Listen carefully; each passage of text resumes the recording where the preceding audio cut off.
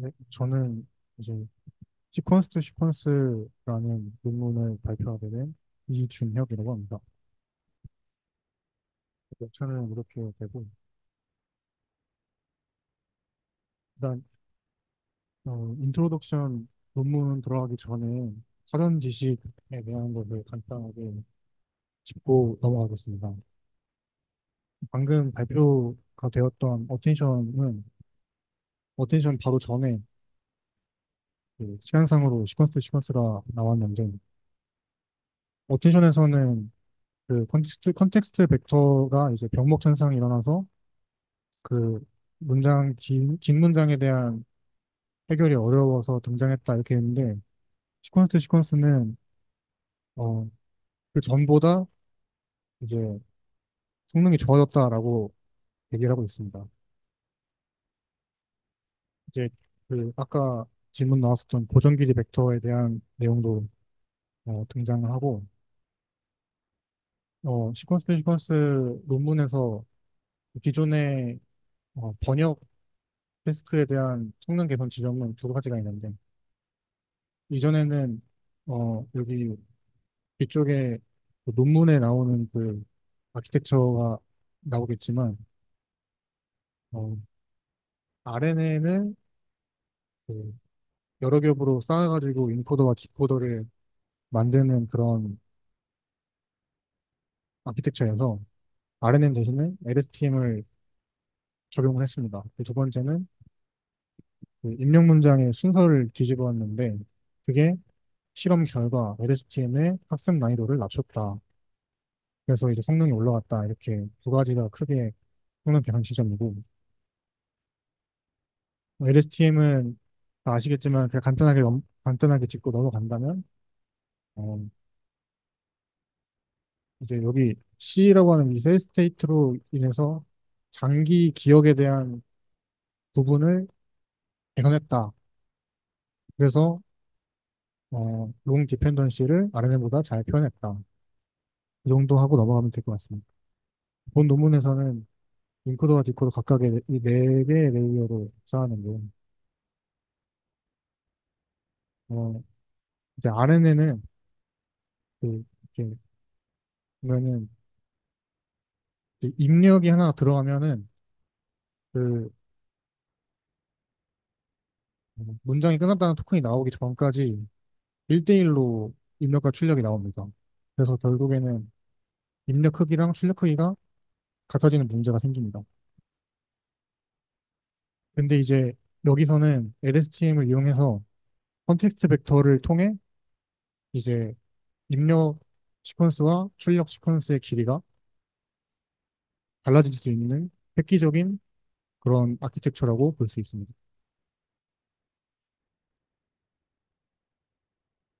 그 논문의 앱스트랙트를 보면은 이제 기존 방식에 대해서 어, 좋다라는 말 얘기를 하고, 근데 이제 딥 뉴럴 네트워크가 시퀀스로 매핑하는 작업에서 어려움을 겪고 있어서 어, 엔드 투 엔드 접근 방식을 제안했습니다. 인코더, 디코더 방식을 제안한 거고, 어, 엑스트랙트에서 이렇게 얘기하고 뭐 네, 성능이 좋아졌다. 그리고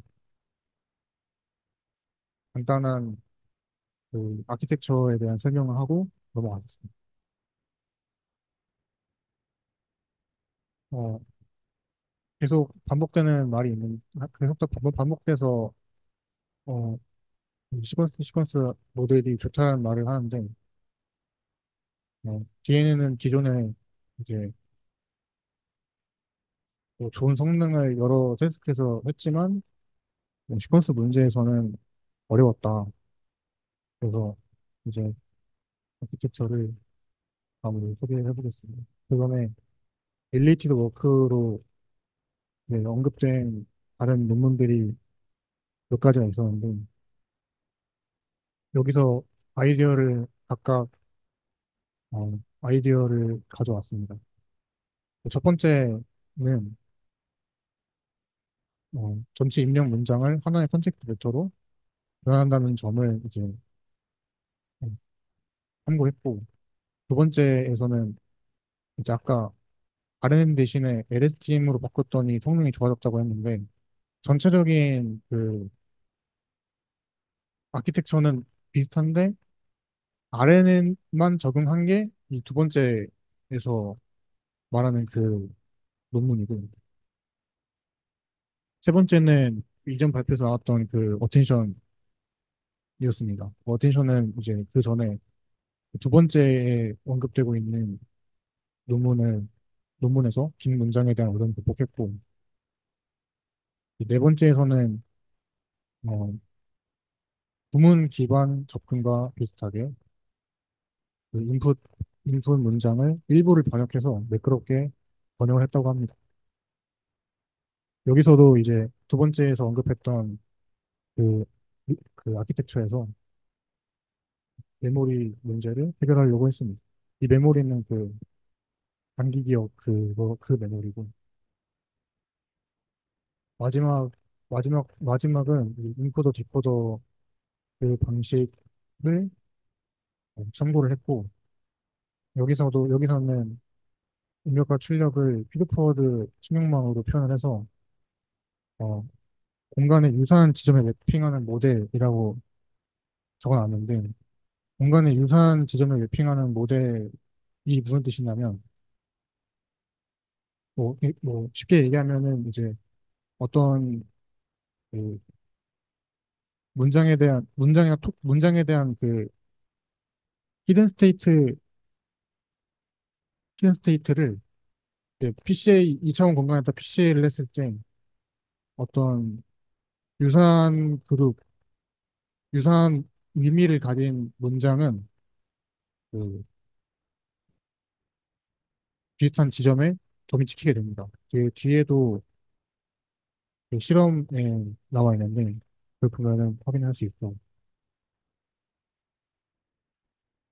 물론 이 다섯 번째도 한계가 있는 게 미리 계산된 문장 데이터베이스에서 비슷한 벡터를 찾거나 문장 점수에 다시 점수를 매겨야 된다고 합니다. 이제 아키텍처를 보면은 이건 이제 컨텍스트 벡터에 대한 설명인데 또뭐 LSTM 사용을 해서 좋았다. 그래서 이게 무슨 뜻이냐면 이제 컨텍스트 벡터가 무슨 뜻인가에 대한 비유를 하자면 만약에 사과는 빨갛다라는 문장을 읽었을 때 머릿속에 하나가 떠오르는 어떤 말로 표현할 수 없는 어떤 무언가가 생기는데 그런 거를 이제 컨텍스트 벡터라고 한다면 그걸 가지고 다시 이제 디코더를 통해 나오는 그 출력 시퀀스를 만들 수 있다고 할 수 있습니다.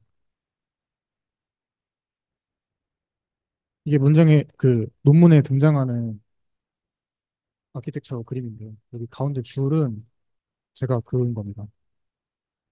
어, 이제 인코더에서 컨텍스트 벡터를 추출하고 디코더에서 컨텍스트 벡터로부터 아웃풋 출력을 하는데 이제 아웃풋은 이 부분이 여기 오른쪽 상단이 아웃풋이고 좌측 하단이 입력 입력 시퀀스입니다. EOS는 이제 엔드 오브 시퀀스 토큰이고 문장이 끝났다는 뜻입니다. 이 구현 과정에서는 그 문장이 시작됐다는 토큰을 넣는다든지 뭐 이런 식으로 구현의 편리함을 위해서 어, 사용하는 그런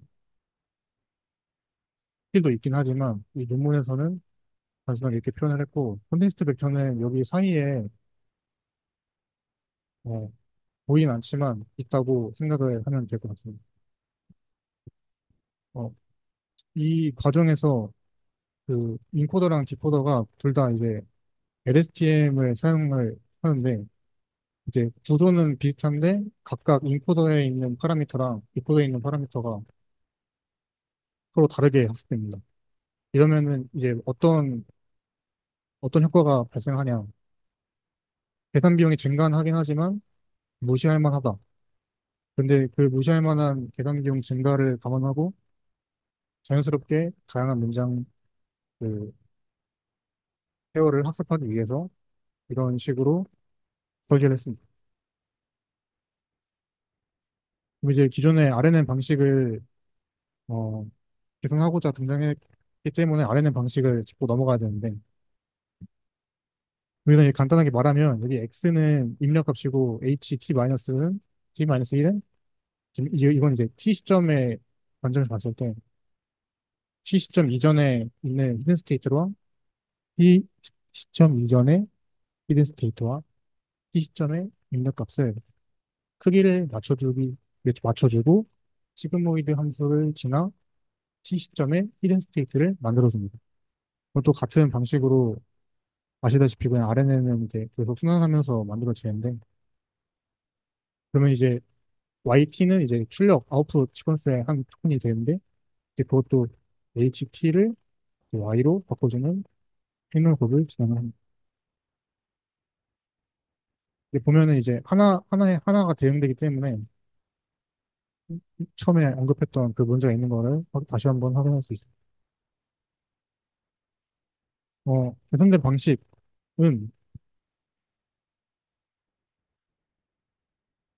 어, 이제 이제 대문자 T랑 여기 T 프라임이 있습니다.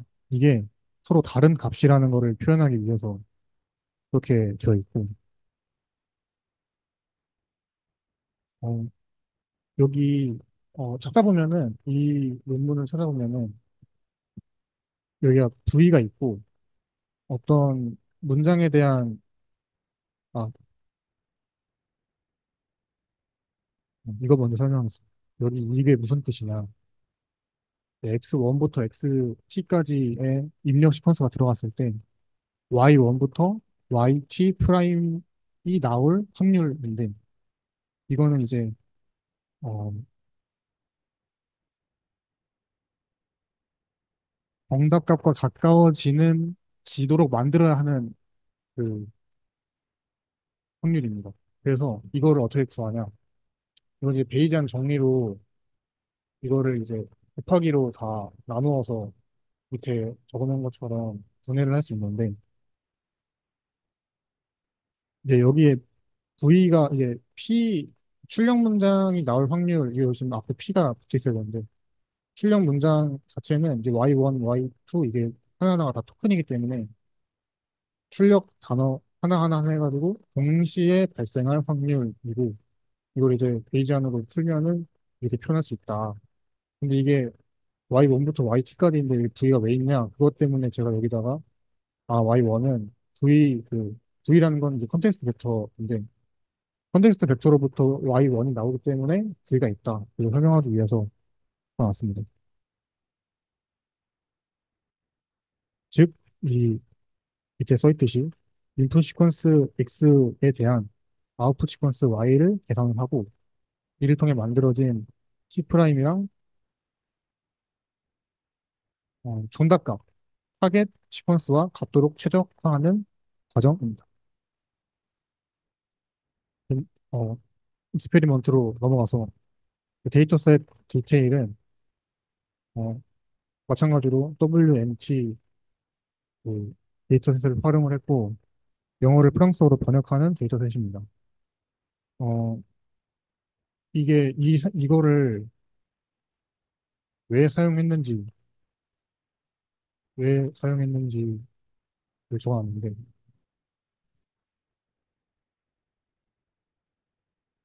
아닙니다. 이 데이터셋은 이제 입력 토큰에서 가장 빈번하게 등장한 토큰을 16만 개를 고르고 타겟 토큰에서도 가장 빈번하게 등장한 토큰을 8만 개를 고릅니다. 그리고 그 나머지는 다 언노운 토큰으로 설정을 하고 이게 토큰화를 할 수 있기 때문에 단어를 특정 차원의 벡터로 표현이 가능합니다. 이거는 또 다시 이제 수식이 등장하는데 그렇게 어려운 그런 건 아니고 이게 기존에 봤던 그 인풋이고 이게 그 타겟이고 이건 이제 로그 확률을 높이는 방향으로 습을 해야겠다라는 뜻이고 여기 이 S는 이거랑 헷갈릴 수 있는데 이거는 이제 트레이닝 데이터 셋입니다. 왜 T, S로 돼 있냐? T랑 S는 쌍으로 존재하기 때문에 네, 그렇게 되어 있고 네, 테스트에서는 좀 이게 최대화하는 건데 그 타겟이랑 이그 S로 이 쌍에서 타겟과 가까워지도록 아까 말했던 그 학습을 통해 만들어지는 것과 정답각과의 그 간극을 좁히는 방향으로 학습을 한다. 그런 뜻입니다. 그리고 또 이제 빔 서치라는 방식을 통해서 실험을 진행을 하는데 어,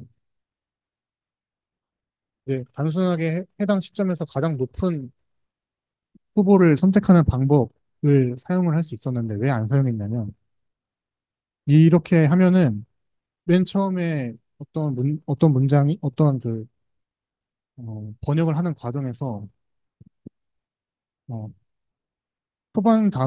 초반 토큰을 잘못 예측을 해버리면 그 뒤로는 계속 잘못 예측하게 됩니다. 그래서 빔 서치 방식으로 이제 진행을 하게 되는데 이건 이제 제가 적어놓은 대로 천천히 생각을 하다 보면은 그렇게 어려운 개념이 아닙니다. 그 여기에서 K라고 되어 있는데 여기서는 이 예시에서는 K가 3이고 K는 무엇이냐? 빔 사이즈입니다. 이제 스타트 토큰 이제 시작 입력이 되면은 유력한 후보 K개를 고릅니다. 여기서는 3개를 골랐습니다. 어, 이제 기존 방식에서는 가장 높은 거 하나 이렇게 선택할 수 있었는데 이제 3개로 후보를 늘린 겁니다. 뒤에 보시면 아시겠지만 빔 사이즈를 높이면은 성능이 올라갑니다. 물론 이제 그 컴퓨팅 자원은 많이 들겠지만. 그래서 이제 이게 하나의 갈래를 빔이라고 명칭을 하고 누적 확률 순으로 빔 중에서 K개를 고른다. 여기서 이제 도그, 피플, 두, 기드 이 애들들을 다 X 쳐야 되는데 얘네가 왜 탈락됐냐면 이제 만약에 이제 어캣이 왜 선택되고 도그는 안 됐냐. 이제 스타트에서 어로 가고 도그로 갔을 확률이랑 스타트에서 어로 가고 캣으로 갔을 확률을 비교해봤는데 퀴즈도 높았기 때문에 선택된 겁니다. 마나무리도 마찬가지로. 근데 이제 이, 이 세 번째 층에서도 이제 아까 빔 사이즈를 3으로 했기 때문에 시기가 선택된 겁니다.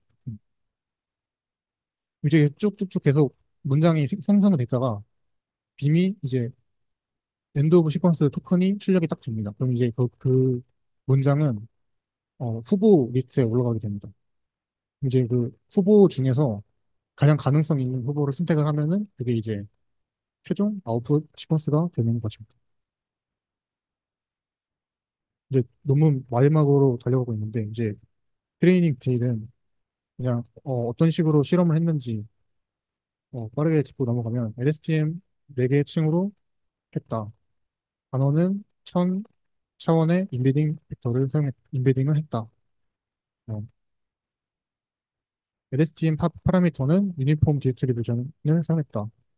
학습은 모멘텀 없이 SGD로 학습을 했다.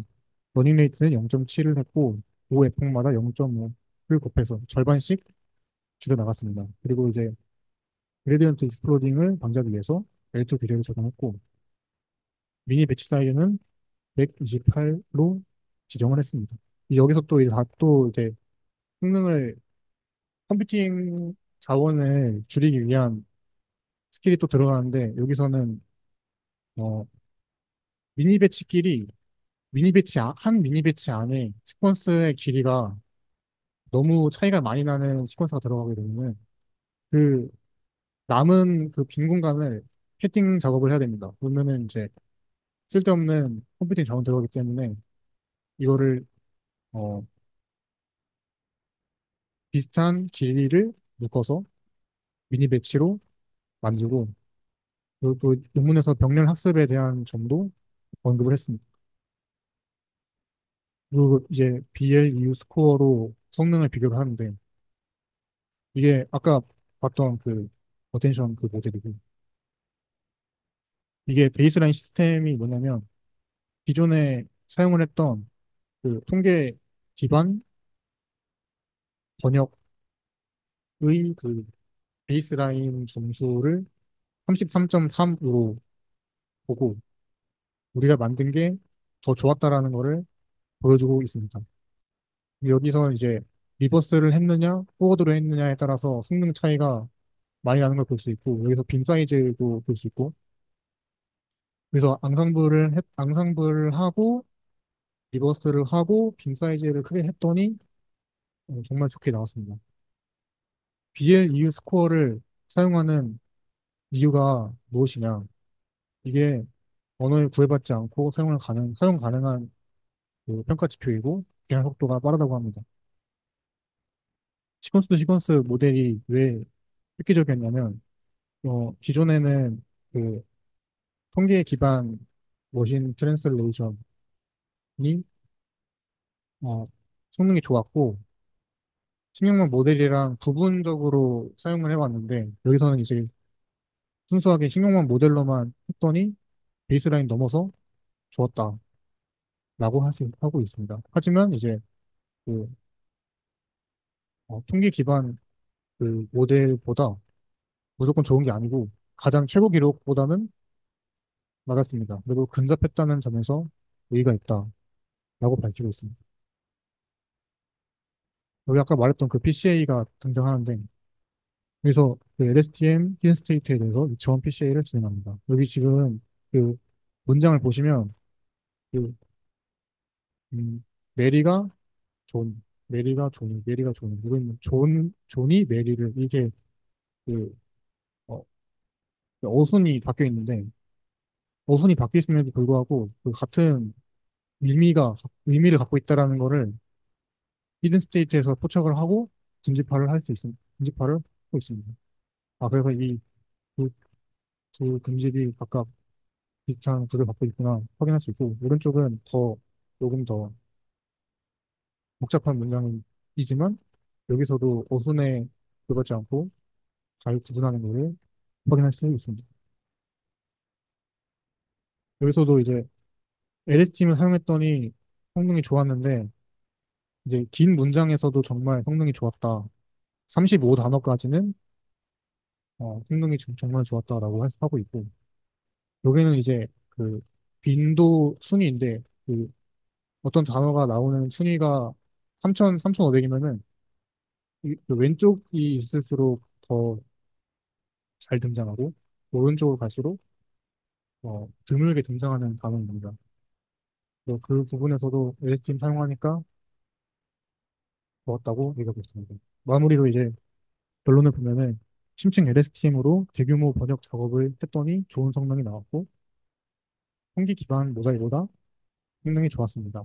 훈련 데이터가 충분하면은 다른 시퀀스 학습 문제에서도 잘 작동할 수 있을 것 같다고 밝히고 있고 입력 문장을 단순히 뒤집었는데도 개선이 어느 정도 되는 부분을 보고 놀라웠다고 합니다.